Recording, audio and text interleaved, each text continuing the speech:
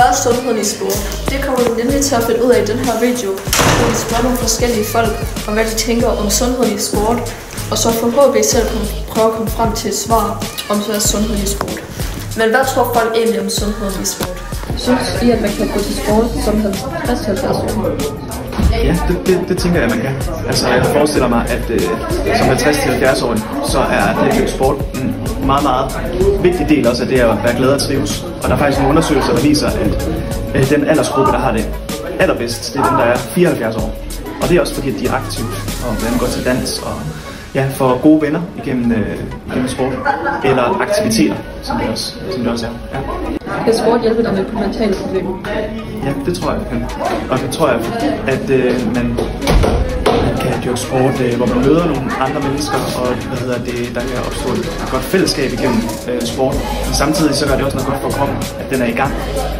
At man lige minder kroppen om, at den stadig virker, og at der bliver frigivet enormt mange stoffer i hjernen, også endorfiner, som gør, at vi bliver glade, når vi dyrker sport. Og så kender de fleste nok den der rare fornemmelse i kroppen, efter man har haft nogle timer, hvor man var aktiv.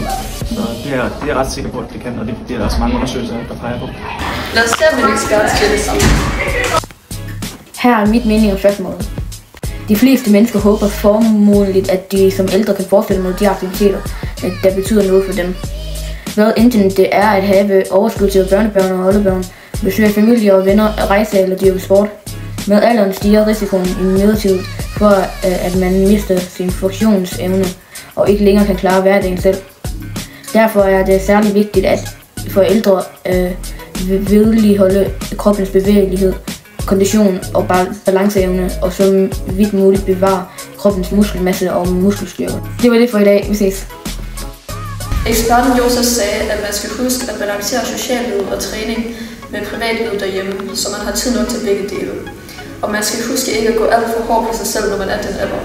Et svar er, at det er vigtigt, at du træner et par gange om ugen eller omkring en time hver dag, især hvis du er en ældre alder. Det kan nemlig være rigtig dårligt for din mentale sundhed og din krop, og når du er i en ældre alder, er det vigtigt for dine muskler, at du træner.